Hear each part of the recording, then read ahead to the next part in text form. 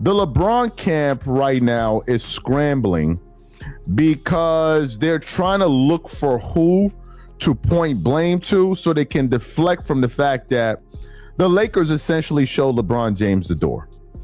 And now the people that they're going after are Rob Pelinka and Kobe Bryant.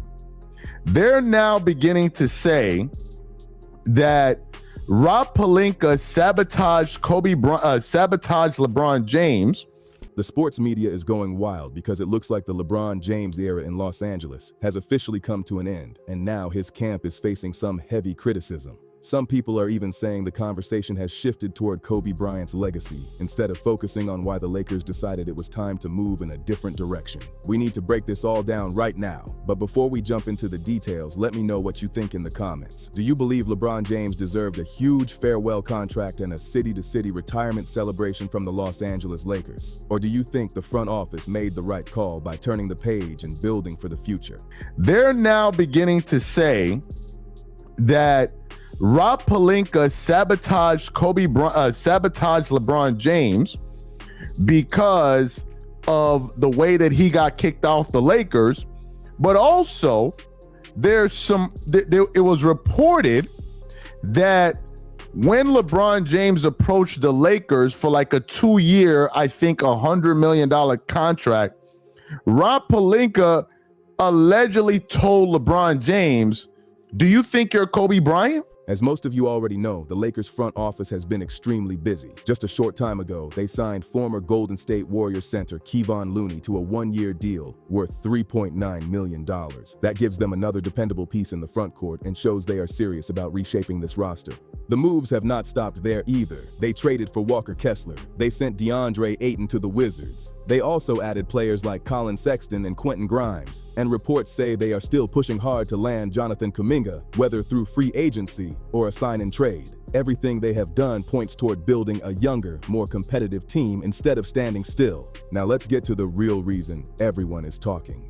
There is a growing debate about how LeBron's departure has been handled, and many voices are searching for someone to blame. Supporters and critics have been pointing fingers in every direction, but the biggest storyline is simple. The Lakers appear to have chosen a different path, rather than committing another massive long-term contract to a veteran superstar. So take a listen to what these guys said. Do you think there's something to this? You know, Rob Pelinka, the general manager of the Lakers, was Kobe Bryant's agent. And, there are reports there that, he wanted to get $50 million a year over the next 2 years. And he wanted celebration tours out the door. And Rob Pelinka reportedly was like, "Who do you think you are, Kobe Bryant?" And I was just wondering, on the way out the door, if that's more about pushing him out the door than it is about embracing him, because you said they didn't earn it to have him come back on the league minimum.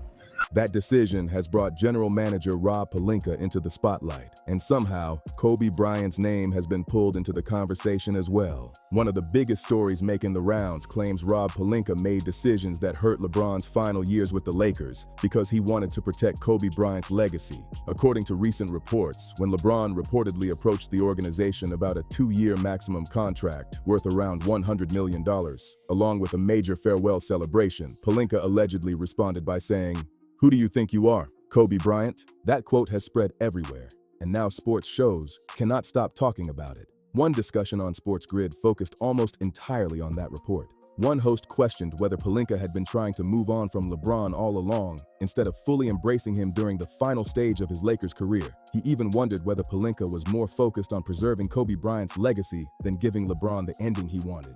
But that's embarrassing if that's how Rob Pelinka's moving, because that's not in the Lakers franchise best. Let's be very clear. LeBron James is not a ceremonial player. He's not Dirk Nowitzki, who was added into the All-Star game in his final season while averaging 4 points a game. LeBron James was the best player on the Lakers in a playoff series win over the Rockets as one of the biggest round one underdogs. That's who LeBron James is. LeBron James has won a finals MVP for this organization. That's who LeBron James is. He finished 6th in MVP voting 2 years ago. So I understand he's 42. But if Rob Pelinka is making decisions based on protecting someone who, of course, means, but that's Kobe welcomed him in when he came, right? I think what it is LeBron was an excuse for a GM who, quite frankly, just relies on luck. Luka was luck. LeBron showing up had nothing to do with Pelinka. He wanted to be a Laker, probably because of Kobe and Magic Johnson, obviously. So he was like, I don't know what I'm doing, so I'll just say I'm doing nothing because it's LeBron's fault. The other host quickly jumped into the conversation and called the entire situation embarrassing. He argued that moving on from LeBron was not in the best interest of the franchise. He also pushed back against the idea that LeBron should be viewed as a ceremonial player. He pointed out that LeBron was not simply hanging around at the end of his career. He compared the situation to Dirk Nowitzki's final season and argued they were completely different. He reminded viewers that LeBron had played a major role during a playoff series victory over the Rockets, even with the Lakers entering as heavy underdogs. He continued by reminding everyone that LeBron won a Finals MVP with the Lakers and finished 6th in MVP voting just 2 years earlier. His argument was that Pelinka's decisions were influenced more by loyalty to an old friend than by basketball reasons. He also claimed Pelinka had benefited from fortunate opportunities throughout his career rather than creating them himself. The host went even further by arguing that LeBron originally came to Los Angeles because of the Lakers' history, along with names like Kobe Bryant and Magic Johnson, not because of Rob Pelinka. According to that opinion, Pelinka simply let LeBron walk away, then immediately shifted his attention toward building around younger talent, including the reported move for Walker Kessler. That is the discussion making headlines right now, and the reactions have been intense. Fans from every side have been debating whether the Lakers handled this situation the right way or whether LeBron deserved a completely different ending. At the center of the debate is one simple question: should LeBron have received the same kind of farewell treatment that Kobe Bryant received with the Lakers? Many fans believe those situations are completely different, while others argue LeBron earned similar respect because of everything he accomplished during his time in Los Angeles. Looking at everything that has happened, it is clear expectations were very different on both sides. Reports suggest LeBron hoped for a certain type of ending, while the Lakers appeared focused on moving the franchise toward a younger core. Ladies and gentlemen, I don't know if the LeBron fan base are a group of people that we need to be taken seriously. Because if we're being honest, LeBron fans are not serious people. For the simple fact that they think that their guy deserves anything at all that is comparable to what Kobe Bryant received from the Lakers really speaks to the delusion of the LeBron fan base and, frankly, the delusion of LeBron James himself. Let's just call a spade a spade. Let me get this straight. It is also worth remembering that reports from a few years ago suggested owner Jeannie Buss had already explored the possibility of moving on from LeBron before, making this latest chapter feel less surprising to some fans. Reports have suggested there had already been tension behind the scenes. Some stories even claim Jeannie Buss had been open to moving on because she felt LeBron had not fully appreciated everything the organization had done, including drafting his son. Whether people agree with that or not, those reports only added more fuel to the debate surrounding his future in Los Angeles. LeBron spent 8 seasons with the Lakers. During that time, he helped bring the franchise one NBA championship, but many fans still compare his run to everything Kobe Bryant accomplished over 2 decades with the organization. That comparison is at the center of this entire conversation. Now, the big question people are asking is this: should that resume have earned LeBron a reported farewell package worth around $100 million and a grand retirement celebration? Plenty of people say yes, while others believe that expectation simply does not match what happened during his Lakers career. That is the part many commentators continue arguing about. Fans on both sides have strong opinions, and this topic keeps coming back because everyone views LeBron's legacy in Los Angeles differently. It is hard to ignore how divided the fan base has become. For years, one of the biggest debates has been whether LeBron could ever reach the same level of admiration in Los Angeles as Kobe Bryant. That was always going to be an incredibly difficult challenge. Kobe spent his entire 20-year NBA career wearing the purple and gold, winning 5 championships and becoming one of the most beloved figures in franchise history. Reaching that level of connection with Lakers fans was never going to be easy for anyone. Now, after criticism aimed at Rob Pelinka, some voices are shifting the conversation and suggesting the organization was more interested in protecting Kobe Bryant's legacy than giving LeBron the ending he wanted. That claim has become one of the hottest talking points across sports media. But it also raises another question. What exactly happened during LeBron's Lakers career that would realistically place him alongside everything Kobe accomplished with the franchise? That is where opinions become even more divided. Looking strictly at accomplishments, Kobe helped lead the Lakers to 5 NBA championships. During Pelinka's time running basketball operations, the organization also made aggressive moves by bringing in Anthony Davis, trading for Russell Westbrook after reports that key players supported the move, and continuing to reshape the roster in search of another championship. The front office also signed several clutch sports clients over the years, leading many fans to believe they were willing to work closely with LeBron's circle whenever possible. Because of all that, many people questioned the idea that Pelinka was somehow trying to hold LeBron back.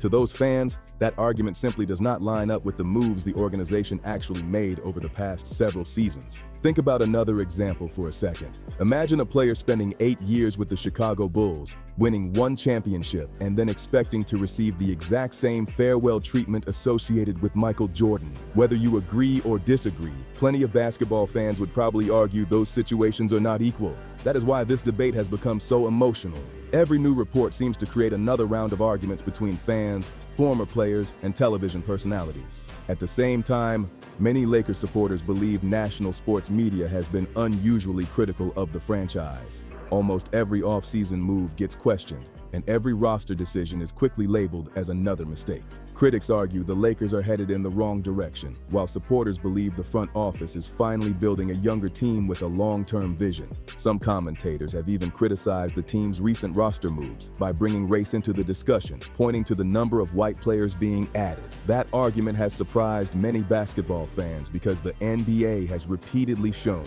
that elite players can succeed regardless of background. Just think about Nikola Jokic.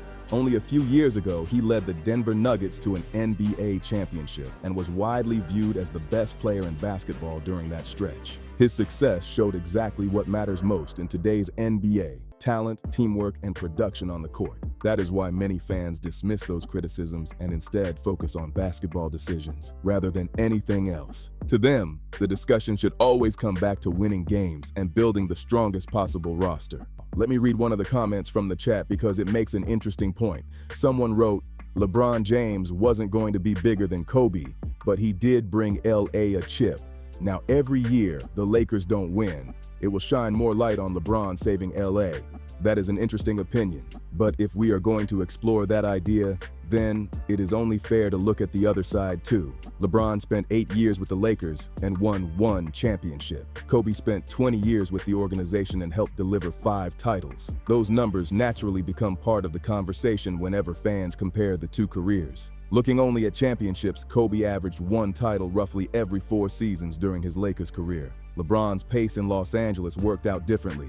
Whether that comparison is fair or not is up for debate, but it explains why so many fans continue to view the 2 Lakers legacies in very different ways. At the end of the day, everyone has their own opinion about where LeBron ranks among the greatest players in NBA history. But when the discussion focuses only on Lakers history, many fans believe Kobe Bryant's legacy remains in a category of its own, which is why this debate continues to spark so much attention every time it comes up.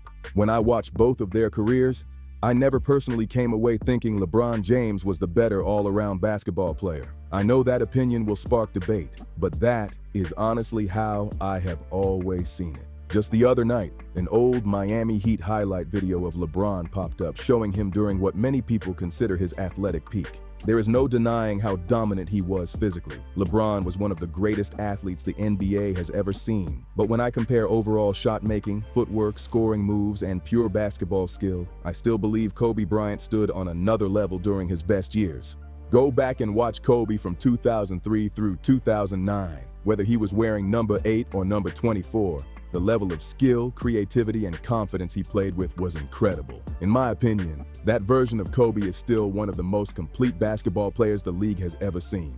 Of course, everyone is going to have their own opinion, and that is completely fair. Some people will always choose LeBron, while others will take Kobe. That debate has been going on for years, and it probably is not ending anytime soon. Let me read another comment because this one caught my attention. James wrote, "Man, this is when I wish Kobe was here because this is diabolical. He really thinks that he's gonna try to sabotage Kobe's legacy. This is his town, that's Kobe's city, and you think fans of Kobe Bryant are gonna let that happen?" I appreciate the comment. It really shows how passionate Lakers fans still are about Kobe Bryant and everything he meant to the franchise. His impact on the organization is something many supporters believe will always be remembered. Now, let's circle back to that media discussion one more time. It feels like every major conversation somehow ends up comparing LeBron to either Kobe Bryant or Michael Jordan.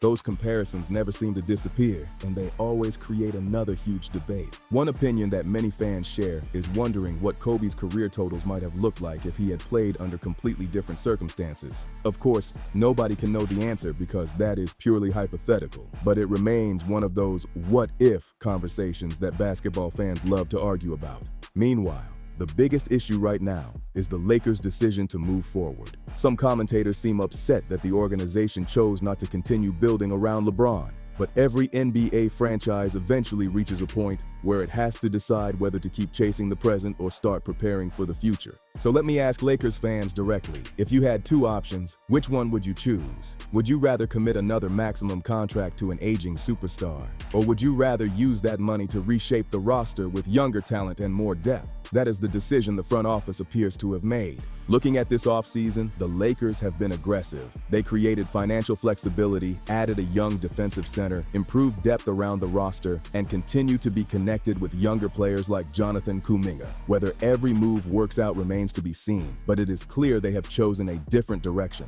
What has also been interesting is seeing the reaction from Lakers fans online. Many creators and longtime supporters seem excited about the team's new approach. There are certainly fans who wanted LeBron to stay, but there are also plenty who believe it was finally time to build a fresh foundation for the future. I even saw one comment in the chat that made me laugh. Someone wrote, "LeBron fans are about to start a GoFundMe to pay a team to sign their baby daddy." That comment definitely got people talking.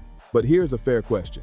If LeBron still guarantees championship-level success, then should whichever team signs him automatically become the favorite to win it all? If he joined the Philadelphia 76ers, would you confidently predict they win the NBA Finals? What about the Cleveland Cavaliers, or even a return to the Miami Heat? Most fans would probably admit there are no guarantees in today's NBA. Every championship depends on health, chemistry, coaching, roster construction, and plenty of other factors. One player alone is rarely enough to promise a title. That is why this entire conversation has become so fascinating. Some people believe the Lakers made a huge mistake by moving on, while others believe it was simply the right basketball decision for where the franchise is today. Time will eventually reveal which side was correct. Now I want to hear from you. Do you think the Lakers made the right move by turning the page? Or should they have given LeBron the farewell deal that many people expected? Drop your opinion in the comments because I want to read what you think. If you enjoyed this breakdown, make sure to smash that like button, subscribe to the channel for more basketball news and debates, and share this video with another NBA fan so we can keep the conversation going. Don't forget to leave your comment below because I read through them all. Thanks for watching, and I'll catch you in the next one.